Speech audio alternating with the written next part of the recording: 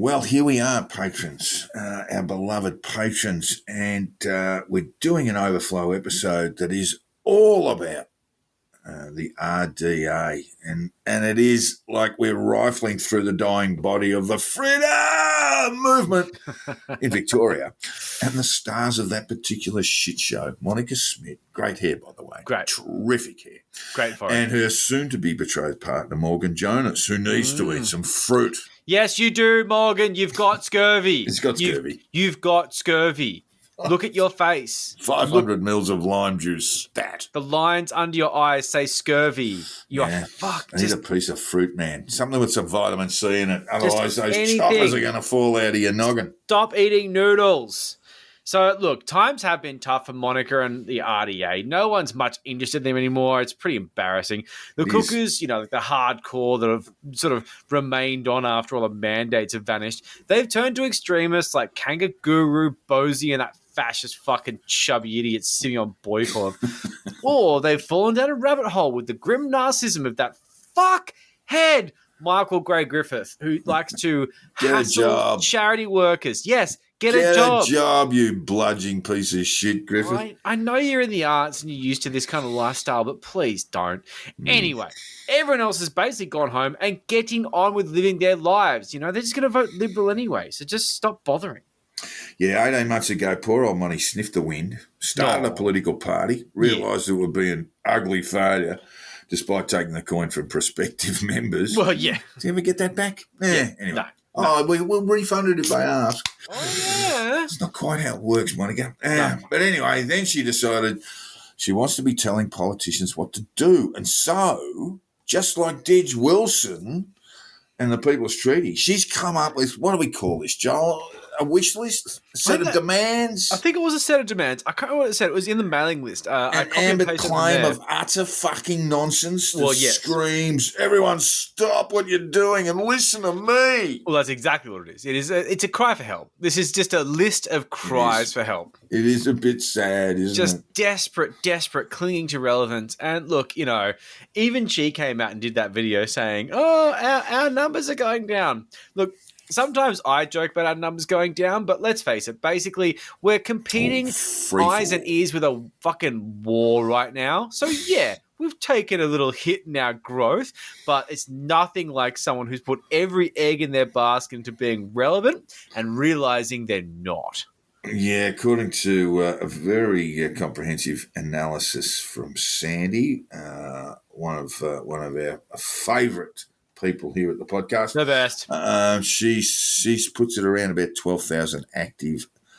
And when we say active, these are people who are online active. So it's not like looking at posts and stuff. Yeah, which is pretty sad, really. I mean, get 12,000. That's Pete Evans' numbers. That's Pete Evans' numbers. You get 12,000 people in one electorate. There are 151 federal electorates in Australia.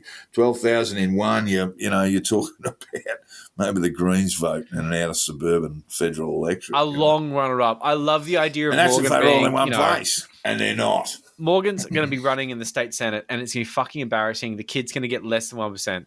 Oh, he's running as an independent, which is just like... Below the line, Jack, below the line. They've got it on the posters. Just not going to pan out, No one's going to vote for you, mate. You're going to have to hand all the money that you've handed over by way of deposit, Morgan. Gone. Not that it's your money anyway, because you've grifted it off people as you've gone. No. But, yes, you won't be getting that back, champion. No, absolutely not. And I do love the whole, it's below the line. It's like, no one can find you.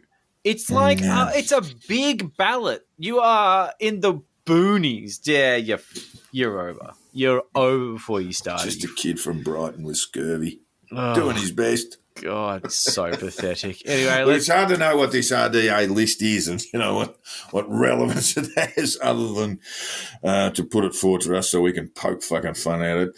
But what it really is the dying cry of a woman with fabulous hair. Yes. And no idea what she's doing. No. But it's very sad because people don't listen to her anymore. No. It's sad. It's so sad. She's got a great forehead, a great lazy eye, and great hair. Yeah, got that lazy eye, and really blistered up a treat in the big Oh yeah, she copped the LRAD. Canberra protest. Yeah, she copped the she was Gingers radiated. don't take well to LRADs. She was radiated. Mm-hmm. All right, here's the RDA list, whatever we want to call it. It's a list because people love lists, right? And here we go. The first number one is permanently eliminate pandemic emergency powers and COVID-19 vaccine mandates. Ooh. Okay. Now, I know Queensland just reinstated their emergency powers. Oh, really? Okay. Yeah, they did, actually. They got nothing to worry about up there. Cane toads, maybe. Yeah. But this very first thing on, despite the Palaszczuk government doing that, they have the numbers in their monocameral parliament to do it. Mm-hmm. But this is really just this is like a piece of nostalgia, this first point. Permanently eliminate pandemic emergency powers and COVID-19 vaccine mandates. Well, the mandates ain't going to happen because everyone's pretty comfortable with what they are. In fact, the vast majority of Australians want vaccine mandates. Yes, they do. They want people around them to be vaccinated. Yeah. So this is, an RDA list with their 12,000 SADO members somehow imposing themselves as a majority. I'll give you something that makes it even funnier, though. So, okay, we probably should have put this into the front end at first. But the thing is actually called the People's Declaration. And the People's Declaration is to form a free and independent Australia. Okay. But the great thing is, and this is great because, as we're saying, you have no numbers, you have no mandate, you have nothing. But it's the person's declaration. Exactly. And it says, Australian freedom fighters unite, 10 key objectives we can all agree on. Everyone disagrees with you on this. Yeah. 98% of people went out and got jabs and said, yes, please, I'll have another. I don't care. I just don't like pandemics. And you cunts are like, we can all agree we should definitely eliminate pandemic emergency powers. We can all agree. Why don't you just tell that to Western Australia, who just on the back of strong fucking emergency powers and COVID-19 vaccine mandates basically eliminated the Liberal Party from Parliament. Oh, yeah, but we could all agree on these 10 key objectives. Can't we, MonMon?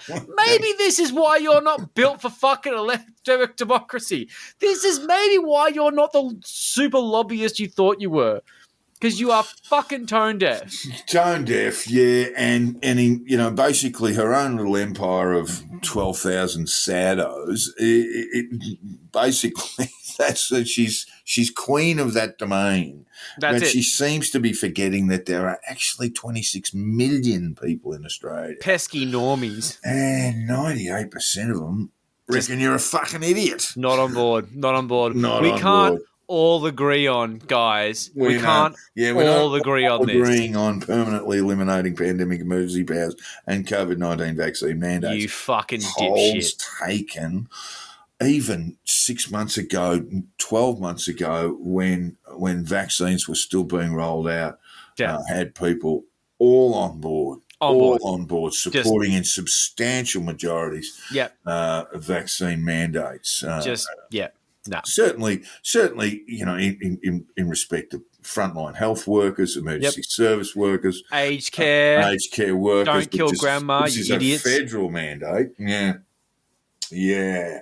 It's just not sure that we all agree on that one. No, not all of us. Only about 4, maybe 3% of us tops. And we're about to find that out. Well, number next 2, federal election. Number 2 is, we've talked about this before, this is establish an Australian Bill of Rights, which you always called not a lawyer's picnic, but a lawyer's smorgasbord. Lawyers all-you-can-eat smorgasbord, and they'll be eating plenty. The trouble with these things, and they created a Bill of Rights in Canada, and it's become a means of suppressing some people's voices for a start. Yeah, I'll fucking bet. And because these things, once they're written by lawyers, are are invariably, have, shall we say, errors that had been unforeseen. Yeah. And so, and then test cases make these things just cemented in fucking, in stone. And they just continue to be then tried and tried again to make this interpretation, that interpretation. But once the words are down, their interpretation is everything. And the judges that make these interpretations are relying on these words. So if it's badly written, you're fucked. And there are going to be many interpretations because there are going to be many, many challenges. And I suspect RDA would be one of them, challenging certain rights. And you give these people freedoms, and what they do is they fucking abuse them. They fucking abuse them. And this is why the irony of the freedom movement is because the freedom movement is this amazing advertisement for why no one should have freedoms, because once you give them to them and some fucking bush lawyer nutcases and grifters learn how to exploit them, then your society falls apart. Yeah. Lance says this all the time. Let's look at one particular form of rights, sort of bodily rights, and we're not getting into vaccinations now, but women's reproductive rights. Oh, she doesn't like those. Now, they're enshrined in legislation, separate legislation from state to state. And some states have been a bit slow to get off to get it done. Victoria, very slow. But these things are enshrined in legislation around Australia. Now, if we went up to Monica and said, is that a right? Do women have do women have reproductive rights? Have they got a right to abort a fetus? Have they got to abort a pregnancy? And what would she say?